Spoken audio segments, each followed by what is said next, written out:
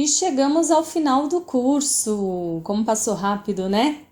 Já estamos aqui então na nossa última aula, fazendo o fechamento dessa jornada.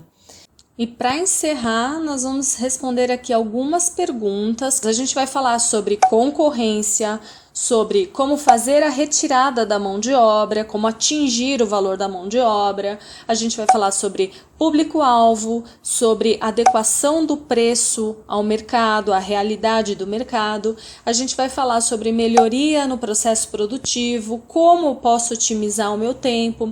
A gente vai falar sobre dar descontos, como precificar aulas de artesanato, a gente vai falar de desenvolvimento de novos produtos e como colocar preço em peças que a gente nunca fez. Então essa aula tá riquíssima, eu acho que a gente tem tanto conteúdo aqui que podia falar ainda mais um tempão, mas coloquem aí nos comentários que vocês gostariam de ver em outros cursos, de repente deixa aí pra gente preparar outras aulas. Eu já tenho algumas coisas em mente, mas manda aí o que te interessa, o que é prioridade para você e o que você gostaria de assistir nessas aulas, tá? E aí eu preparo novos cursos para te atender. Então vamos lá? Vamos começar com as perguntas? A primeira pergunta que eu selecionei aqui foi sobre concorrência. Ela diz assim: aqui na minha cidade tem artesã vendendo muito barato e isso atrapalha demais as outras. A concorrência é desleal, mas eu não consigo fazer este preço tão barato para concorrer com elas. O que eu faço? Não concorra com elas, ué. Não, eu sei, essa resposta parece ser muito simplista, né? Olha, na verdade, o que eu vou te dizer é que a grande maioria das pessoas que vendem muito barato, elas não estão fazendo isso por maldade, tá? Às vezes parece que é, né? Mas não é.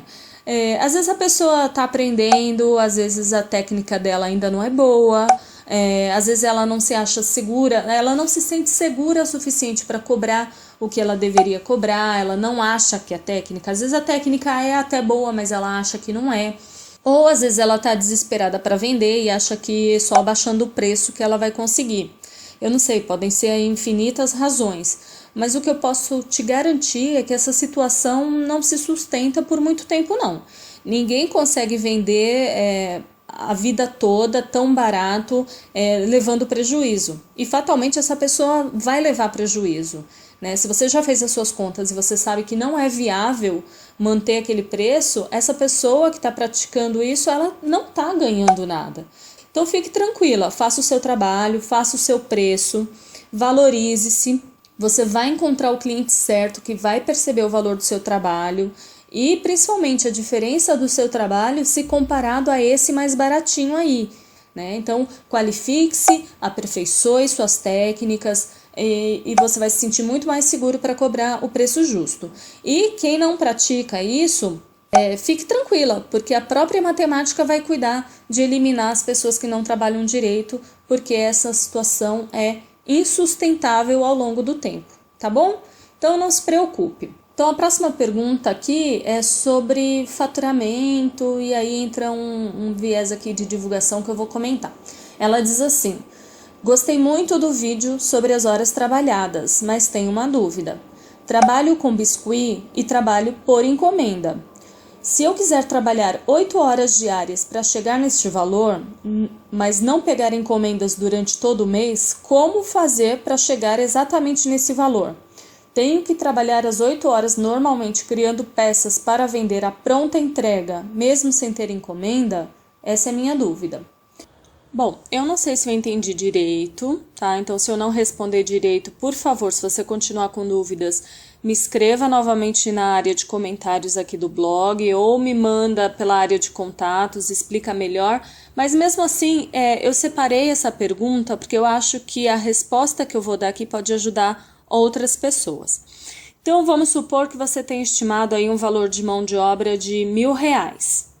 E para chegar nesse valor, você estimou trabalhar 8 horas por dia, 20 dias por mês. Tá? Então, 20 dias por mês, trabalhando 8 horas, dá 160 horas de capacidade produtiva total, certo? 8 vezes 20, 160 horas. Então, assim, para você receber os R$ 1.000, você precisaria trabalhar as 160 horas previstas na mão de obra. Se você não recebeu encomendas suficientes para preencher essa capacidade produtiva total de 160 horas, você não vai chegar nos R$ 1.000 de mão de obra. Você vai ter apenas o valor de mão de obra correspondente ao tempo que você trabalhou efetivamente na produção. É por isso que eu falei que você precisa determinar um valor de prolabore, que é um valor fixo. Esse valor fixo não vai variar conforme as horas que você trabalhou na produção. Tá? Você não pode, por exemplo, ficar mexendo no seu preço para fazer uma retirada de R$ 1.000 de mão de obra fazendo 2 ou fazendo 10 peças. Não dá. Né? Não é assim que funciona. Então, o seu valor fixo é o seu prolabore. E você vai complementar esse prolabore com as horas trabalhadas na produção em cima das suas encomendas. Por isso que eu falei que é importante ter um prolabore fixo para pagar suas contas, porque todo mês você vai ter conta para pagar. Então, você teria no mês uma retirada de R$ 1.000 de prolabore, que é o seu valor fixo, mais o valor das horas trabalhadas na produção.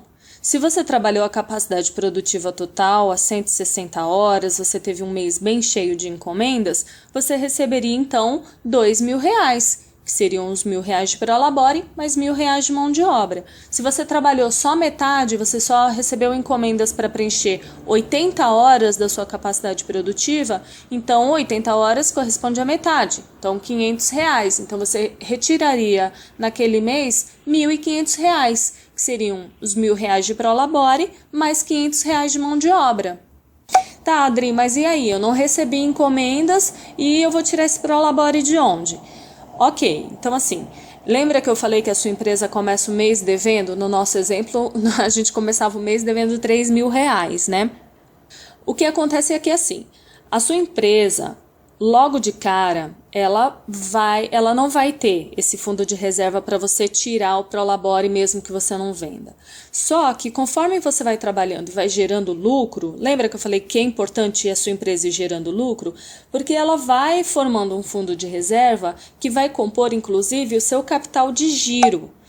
Capital de giro não estava na pauta do curso, mas eu vou falar porque eu julgo muito importante. Assim, capital de giro é aquela reserva financeira que serve para cobrir antecipadamente as suas despesas fixas. Então, você não começaria o mês devendo. Você deve os R$ 3.000 de despesa fixa, você tem que trabalhar ao longo do mês para cobrir essas despesas fixas, mas você já tem uma reserva lá que vai garantir que no final do mês você vai retirar o seu prolabore e você vai pagar suas contas. E aí você trabalha aquele mês, você vende, no final você pega aquele lucro e guarda novamente, repõe aquele capital de giro. E toda empresa é assim. Toda empresa que você olhar aí pela rua, loja, qualquer comércio, um bar, uma lanchonete, um restaurante, eles precisam ter capital de giro para garantir que as suas despesas vão ser pagas, mesmo que o negócio não dê lucro, principalmente no começo. Porque no começo ele não vai dar lucro, ele não vai ter movimento suficiente. Então ele precisa ter lá um fundo de reserva para ir pagando essas despesas por 6 meses, 1 ano. Tem empresas que até mais do que isso. Tem empresas que operam no prejuízo por 2 anos, até mais. Só que precisa ter capital de giro previsto para ir cobrindo esses meses onde você não tem lucro, para que todo mundo receba o salário, para que o aluguel seja pago, para que todas as contas sejam pagas.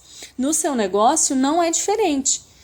É claro que eu sei que a maioria dos negócios artesanais começam em casa, sem grandes investimentos, sem capital de giro. Muito provavelmente, no começo da sua operação, você não vai receber prolabore. Só que você tem que ter isso em mente. Não é porque você começou o seu negócio agora que você já vai começar de cara com uma retirada de R$ 1.000, R$ 2.000. Isso é uma construção. Só que você tem que ter isso como o seu objetivo, a sua meta. E você vai trabalhar em cima deste objetivo que você determinou. O que não pode é ficar aí no escuro e esperar. Ai, esse mês entrou tanto, ai que legal. Aí no outro mês não entrou. Ah, tá bom, é assim mesmo. Não é assim mesmo. Você tem uma meta que é atingir este prolabore, é atingir esta retirada de mão de obra, é preencher toda a sua capacidade produtiva. Então você precisa trabalhar para atingir essa meta e não ficar aí ao sabor do vento, ao Deus dará. Legal? Então, assim, o importante é isso. Saber que você tem um valor de prolabore para retirar, lá fixo, bonitinho, que você tem um capital de giro, que você precisa compor esse capital de giro para que você possa retirar seu prolabore, mesmo que você não tenha encomendas suficientes, e retirar sua mão de obra correspondente às horas trabalhadas na produção. Então, se um mês você trabalhou a sua capacidade produtiva total, você tem mais R$1.000 para retirar, no exemplo aí da nossa colega, né? Se você não trabalhou a capacidade produtiva total, você tem a mão de obra parcial, correspondente só ao período que você trabalhou na produção das suas encomendas. Legal? E aí, para fechar esse assunto, eu quero deixar uma dica, que é divulgar. A gente precisa divulgar, a gente só vai preencher a nossa capacidade produtiva se a gente divulgar. Essa semana eu ouvi uma frase que eu gostei bastante, que diz assim: você ter um negócio e não divulgar é como um cara piscar para uma menina no escuro. Porque assim, o carinha que tá piscando sabe que ele tá fazendo, mas ninguém mais tá vendo. Muito menos a menina que ele quer conquistar. Então, não adianta a gente ficar piscando no escuro, porque ninguém vai estar vendo o que a gente está fazendo. Então, a gente precisa dizer para as pessoas o que a gente está fazendo, a gente precisa divulgar, a gente precisa fazer com que as pessoas fazer com que o nosso público-alvo saiba o que nós estamos fazendo. E aí sim ele vai poder comprar da gente, encomendar nossos trabalhos e assim. Então, a divulgação é a alma do negócio, tá bom? Fica aí a dica para fechar o assunto. A próxima pergunta tem a ver com a adequação do preço. Então vamos lá. Essa é uma pergunta da Fabiana e ela diz assim: você poderia comentar, por favor, sobre como adequar seu preço à realidade de mercado? Por exemplo, achei um preço que me atende, mas para o mercado está muito alto e será difícil vender. O que fazer? Tento diminuir os custos? E ainda, como dar descontos? Agradeço novamente pelo curso, porque são aprendizados para a vida toda. Gente, eu fico muito feliz e aproveito aqui essa pergunta da Fabiana para dizer que eu fiquei muito feliz com os elogios que eu recebi, as pessoas gostando do curso, falando que estão realmente aprendendo, que gostaram da forma como eu explico. Eu fiquei felicíssima. Eu fiquei muito tempo preparando esse curso, escrevendo os conteúdos, gravando os vídeos, editando, não fazia a menor ideia de como editar. Foi incrível esse processo de aprendizado para mim. E a expectativa, né, de colocar esse curso no ar e sentir das pessoas o que elas iam achar, se elas estavam gostando ou não. E eu recebi realmente muitos elogios e fiquei muito feliz por isso. E agradeço demais pela confiança que vocês depositaram aqui. O tempo que vocês dedicaram ao curso foi valiosíssimo para mim. Bom, e aí respondendo então aqui essa pergunta, eu acho que é uma dúvida que outras pessoas podem ter também. Eu não sei se eu fui muito clara, né? Porque existem algumas variáveis que você pode mexer para adequar seu preço ao mercado, tá? E uma delas é diminuir sua margem de lucro. Muitas vezes essa é uma boa saída para quem está começando, porque mesmo mexendo na sua margem de lucro, você ainda assim está cobrindo suas despesas, pagando suas contas, pagando seu salário e entregando um produto de qualidade. Outra variável interessante que você pode mexer aí para tentar melhorar o seu preço é o tempo médio de produção.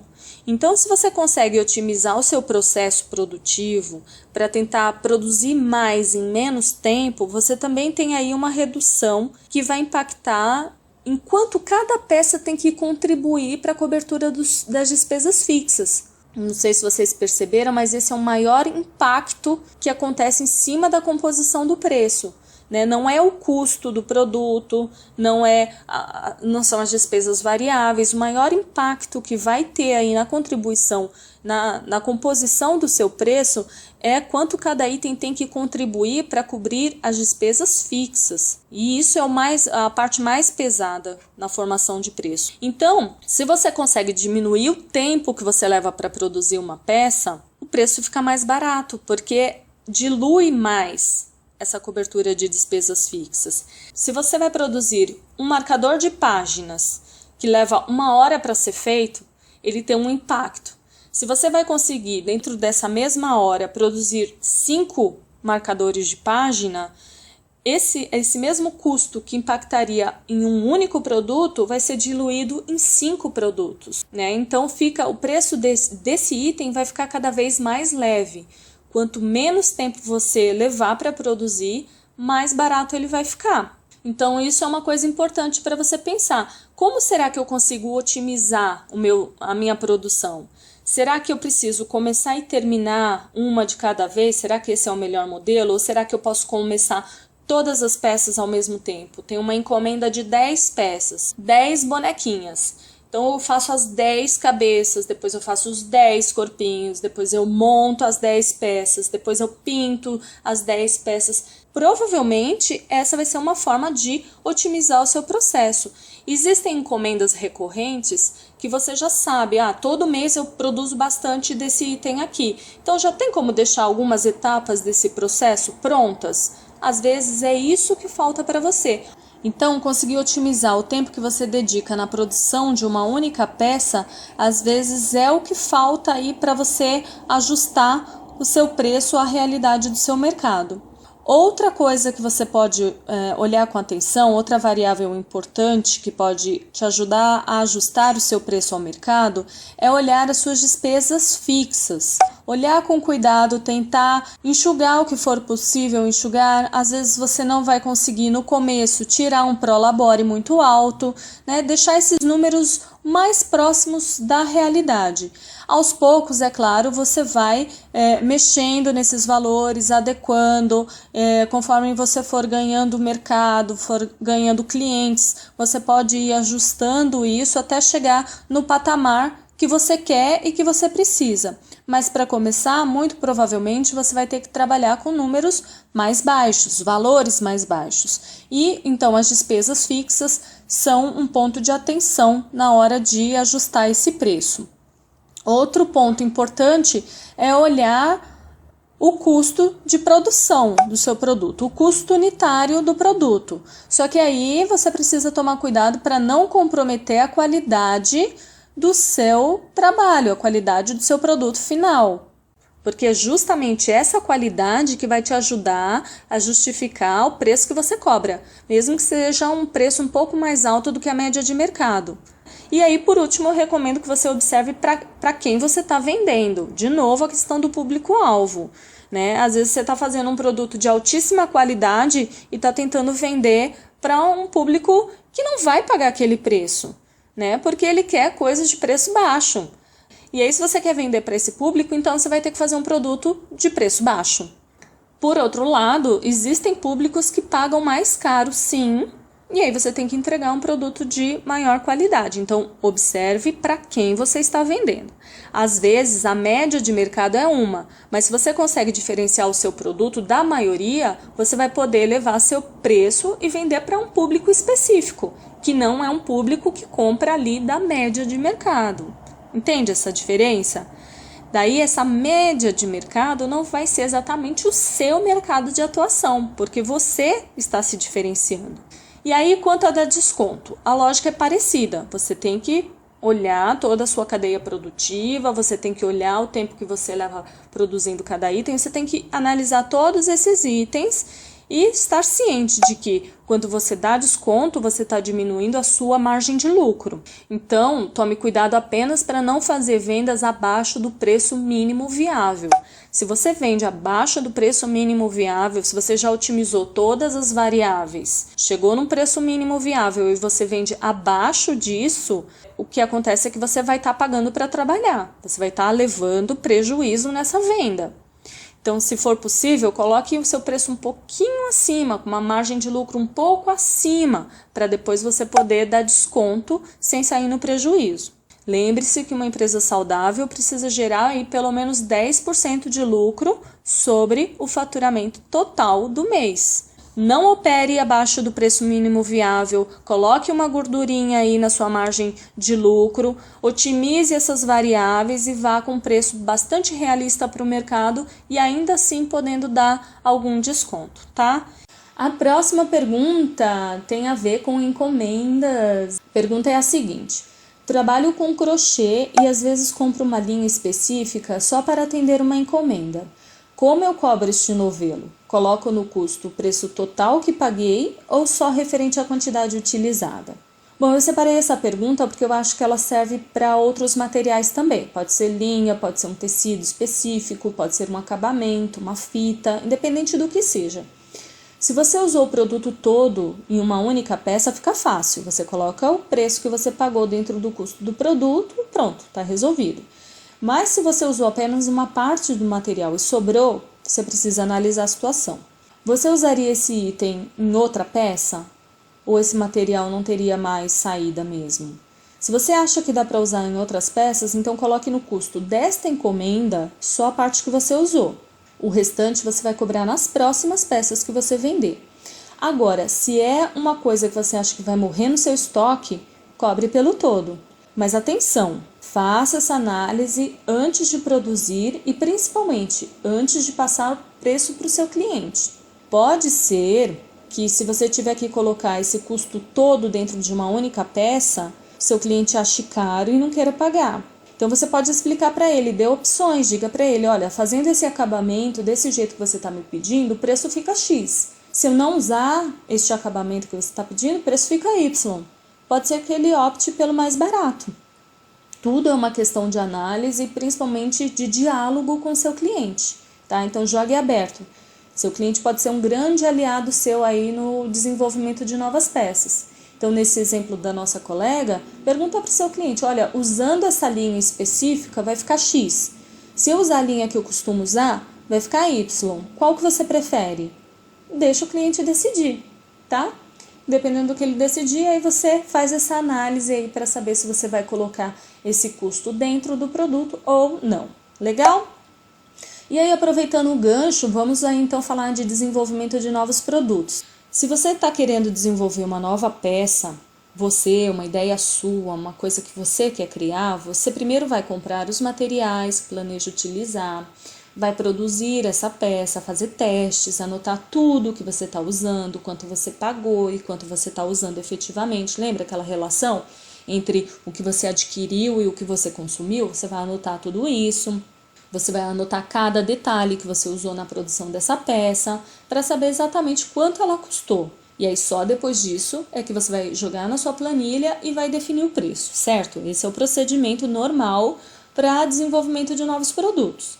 Este custo de matéria-prima que você gastou nesse desenvolvimento vai sair do seu lucro. É o lucro que vai financiar o desenvolvimento do seu negócio, lembra? E desenvolver novas peças tem a ver com o seu crescimento. A outra situação que eu vejo diante disso é assim, tem a ver quando a gente recebe um pedido de uma peça que a gente nunca fez, né? Só que aí já é uma encomenda, e aí sim você precisa já ter um preço, você não pode passar por todo esse processo de desenvolvimento para depois chegar no preço, né? Você vai ter que logo dizer para o seu cliente quanto que custa e depois você vai ter que correr atrás de material e produzir. Aí nesse caso, alguns cuidados são necessários. Bom, a boa notícia é que com o tempo você vai pegando o jeito, vai entendendo mais sobre como você trabalha, como você organiza o seu processo de produção e às vezes só de olhar uma peça você já vai conseguir ter ideia de como você dividiria esse trabalho em etapas, quanto tempo demoraria em cada uma e quanto você gastaria de material. Então, nesse caso, eu recomendo que você tome por base uma peça que você já tenha feito ou que você considere parecida. Então, leve em consideração que se a encomenda dessa cliente tem itens que você nunca trabalhou. Então, pesquise os preços antes, inclua no seu custo, aumente também um pouquinho o tempo previsto para a produção e assim você não se atrapalha com os tempos. Pode ser que, mesmo tomando esses cuidados, uma peça ou outra fuja um pouco do planejado, demandando mais tempo ou mais material do que você tinha previsto. Por isso é importante ir anotando todas as etapas de produção. E aí, numa próxima venda, você vai ter as informações necessárias para cobrar o preço certo. Isso é experiência e com o tempo ela vem.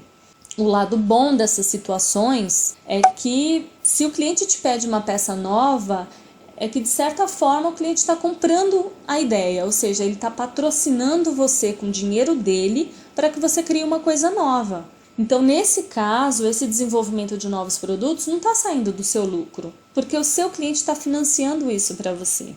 Pode ser que você erre no preço que deu para ele, então teoricamente você estaria levando prejuízo nessa venda. Mas se você olhar a situação por outro ângulo, você está na vantagem, porque o cliente pagou boa parte do projeto. E aí a diferença, aquilo que você cobrou errado, essa parte sim vai sair do seu lucro, mas aí já é uma parte bem menor. Então algo que a princípio parece ruim, eu levei prejuízo nessa peça, na verdade foi uma grande oportunidade que você teve. Veja só, porque o seu cliente patrocinou uma parte para você, você não teve que tirar 100% do seu lucro para desenvolver essa peça, seu cliente pagou uma parte. E aí, se essa peça ficar legal, se o resultado for positivo, nada te impede de incluir essa peça no seu catálogo e começar a oferecer para os seus clientes. E aí, claro, da próxima vez cobrando o preço certo. E aí eu recebi aqui uma pergunta da Cláudia Rangel, né? Eu avisei para ela que talvez eu fosse incluir essa pergunta na aula bônus, por isso eu estou citando o nome dela. Como as outras pessoas eu não avisei, eu vou ficar quietinha, vou respeitar o espaço de cada um, mas a Cláudia, eu falei para ela que eu gostei da pergunta e ia tentar incluir na aula bônus. E a pergunta dela é a seguinte, eu tenho um ateliê e nele, além da produção das peças artesanais, eu também dou aulas semanais de modelagem em biscuit e desenho. Essas aulas também são agregadas ao tempo mensal de horas de trabalho, estimativa de ganho e despesas, ou coloco como hora extra trabalhada? Obrigada. Beijos. Beijos para você, Cláudia. Eu adorei essa pergunta porque eu acho que essa é uma realidade de muitos artesãos hoje, né? Além de produzir as peças, as pessoas também estão se dedicando às aulas. Eu acho isso riquíssimo, porque além de ser um melhor aproveitamento do tempo da pessoa que ministra as aulas, é também muito válido para novos artesãos, né, que diminuem aí o tempo de aprendizado, o tempo que levaria aprendendo as coisas sozinho, né, tentando lá aperfeiçoar suas técnicas, gastando muitas vezes material, tentando fazer alguma coisa, vai lá, faz um curso com quem sabe e ganha aí muito tempo e já sai fazendo um trabalho de ótima qualidade, que vai poder cobrar mais caro por ela, porque tem uma técnica mais sofisticada, porque apresenta uma qualidade melhor. Eu acho isso riquíssimo. Isso, inclusive, é a proposta desse curso aqui de precificação, porque eu acredito que quanto mais o profissional se qualificar, quanto mais ele entender os processos do negócio dele, ele entender que um negócio artesanal sim um negócio, é uma empresa e tem que ser levado a sério, eu acho que todo mundo ganha, né? Um segmento muito mais unido e fortalecido, profissional, todo mundo tende a ganhar. Então achei válida, muito válida essa pergunta da Cláudia e vou colocar aqui a minha resposta. Bom, a gente precisa analisar. Se é você mesma quem dá as aulas e também produz as suas peças, você precisa sim considerar esse tempo das aulas dentro da sua capacidade produtiva total. Afinal, se você estimou trabalhar 140 horas por mês, por exemplo, você continua tendo somente esse tempo para fazer tudo. Daí você segue exatamente o mesmo processo de precificação. Então você considere se você tem algum custo durante as aulas. Por exemplo, se você oferece material para suas alunas, isso é custo do produto, certo? Então considere esses valores. Considere também o tempo de duração da aula como tempo de produção. Afinal, esse tempo de aula precisa contribuir para a cobertura dos custos fixos, não é verdade? E aí vem uma questão que eu acabei não colocando na resposta escrita para a Cláudia, mas aqui vai então o adendo, que é o seguinte. Quando a gente, imagine que um produto leve 1 hora para ser produzido, então ele está contribuindo, digamos que, um exemplo, R$20 para a cobertura dos custos fixos. E ela vai dar essa aula dentro de 1 hora. Uma pessoa que compre o curso, ela já está pagando esses R$20 de cobertura de custos fixos. Quanto mais gente entrar nessa turma, está aproveitando essa mesma 1 hora. Então, eu, teoricamente, não precisaria cobrar esses R$20 de todas as pessoas. Aí você, quando chegar no preço mínimo viável, você tem que analisar. Será que eu vou conseguir apenas um aluno? Se eu conseguir apenas um aluno, eu preciso cobrar dele esse valor integral das despesas fixas. Mas se eu consigo fechar turmas com 5, 10 pessoas, eu tenho esse custo diluído. Mas e aí, eu vou cobrar um valor diferente de cada pessoa que se inscrever na minha aula? Não. Eu recomendo, nesse caso de aulas, você então não incluir um percentual de margem de lucro, porque quanto mais gente entrar na sua aula, você já vai estar multiplicando a cobertura de despesas fixas. Então, essa mesma 1 hora que foi paga lá pelo primeiro aluno que entrou, já contribuiu para a cobertura das despesas fixas dessa 1 hora. Então, eu recebi o segundo aluno, o terceiro aluno, o quarto aluno, eu não preciso ganhar lucro e despesa e cobertura de despesa fixa em cima desses outros alunos. E aí eu não posso praticar preços diferentes, né?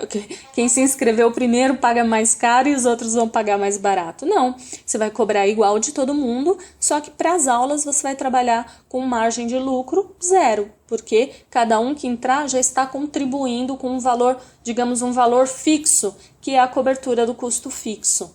Não sei se ficou muito claro, mas se vocês tiverem dúvidas, mandem aí. O curso vai ficar disponível por mais uma semana e nessa uma semana eu vou continuar respondendo as perguntas, tá? Então podem mandar. E aí, continuando aqui, o que mais você tem que observar? Pense de que forma você vai receber esses pagamentos. Será por boleto ou cartão? Porque aí gera despesa variável, então você precisa considerar lá na sua composição do preço.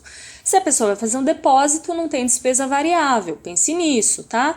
Bom, tudo isso vai compor um preço mínimo viável, que é o seu ponto de partida para dizer, então, para os seus alunos quanto cada um vai ter que pagar, né? Quanto cada aula vai custar para os seus alunos. Agora, se é outra pessoa que vai dar essas aulas, então você considera todo o processo de precificação, exatamente como eu falei até aqui. E a remuneração dessa pessoa que vai dar a aula, ela deve ser retirada do lucro obtido.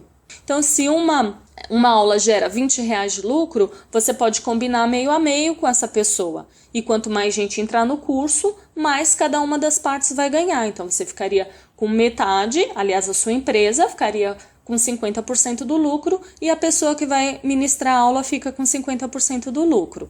Se essa pessoa presta esses serviços corriqueiramente para você, você pode combinar uma remuneração fixa para ela. Aí vocês têm que combinar aí e ver o que é mais vantajoso para cada uma das partes. Se você vai pagar uma remuneração fixa para essa pessoa que vai ministrar as aulas, neste caso, o lucro das aulas vai ser todo da empresa e não vai ser dividido com o prestador de serviço, tá?